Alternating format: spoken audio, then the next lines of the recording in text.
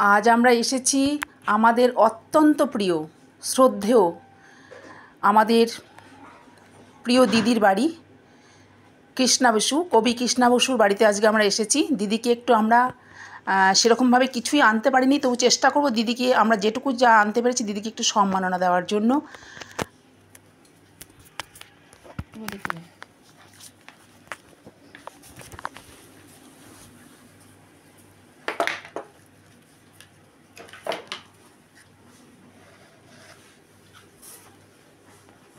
দিদিকে প্রথমে একটু উত্তরীয় পড়িয়ে আগে একটু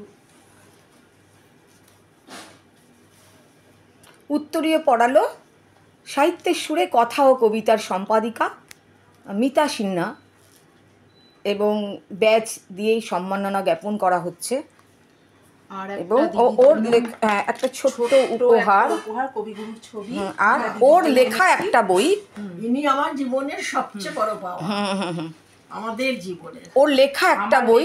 গত বছর আন্তর্জাতিক বইমেলা এটা বেরিয়েছিল, মানে নারীদের নিয়ে লেখা গল্প। এটা দিদির হাতে তুলে আমরা ভীষণই আপ্লুত। হ্যাঁ, এসছি। আমি তো বহুদিন বাদে এলাম, অনেক দিন বাদে আমি আসতে পেরেছি। যাই হোক, দাঁড়া, এটা আমি এটা, আচ্ছা ঠিক আছে, তুমি মিষ্টিটাও দিয়ে দাও। তুমি মিষ্টিটা দিয়ে দাও। মিষ্টি এনেছি, হ্যাঁ হ্যাঁ, খাবার জন্য। কিন্তু মিষ্টির দোকানটা খুব একটা আমি বুঝতে পারিনি। আমরা কিনেছি ওইখান থেকে, বেলগেছিয়া থেকে। ঠিক আছে ঠিক আছে, আমি বইটা দিচ্ছি, তুমি বলে দাও কৃষ্ণকলি কৃষ্ণা প্রেসিডেন্ট বলে দাও।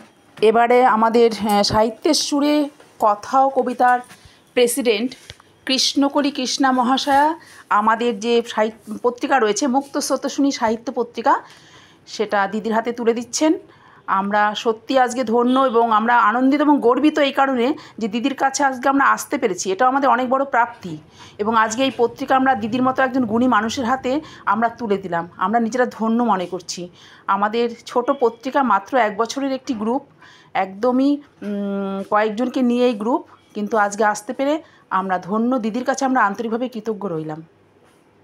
না, এটা বলে দাও আজকে আমাদের সদস্য সংখ্যা কত? হ্যাঁ, আমাদের এই 1 বছর 5-6 মাসে আমাদের সদস্য সংখ্যা এখন হয়েছে 2600।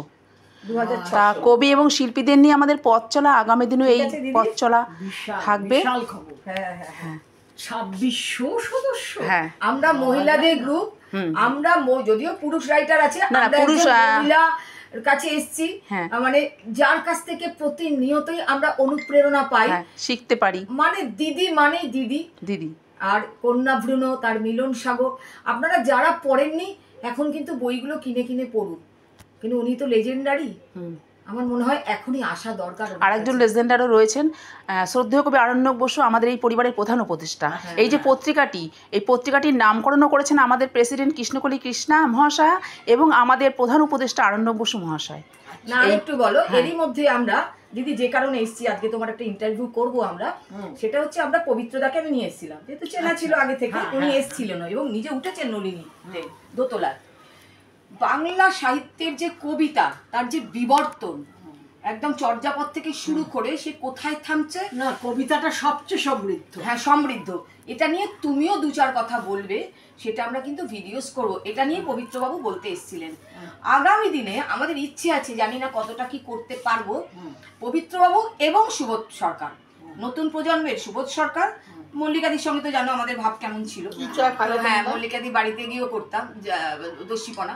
মল্লিকাকে খুব মিস করি, খুব মিস করি, খুব মিস করি। আমি তো ওনার কবিতা ভীষণ ভালোবাসি, খুব ওনার কবিতা পাঠ করি। এটা যদি হয় তুমি যাবে, যদি করতে পারি আমরা। হ্যাঁ, দেখি শোনা শরীরের ডাক্তার পারমিশন দিলে ওটা করলে আমরা বাংলা একাডেমি বা ওরম টাইপের জায়গাতেই করব। হ্যাঁ, একতলা মতো জায়গাতে। হ্যাঁ হ্যাঁ, যাতে উঠতে না হয়। একটা সঙ্গে লোক দরকার হবে শোনা। আচ্ছা আচ্ছা আচ্ছা, একা তো যেতে পারবো। আচ্ছা আচ্ছা, তোমাকে সেই দিকে নিয়ে যাওয়ার ব্যবস্থা করব। বয়সী মেয়ে বা কম বয়সী ছেলেকে পাঠিয়ে দাও। ঠিক আছে, ঠিক আছে, একদম ওকে ওকে, ঠিক আছে, সঙ্গে যাবি।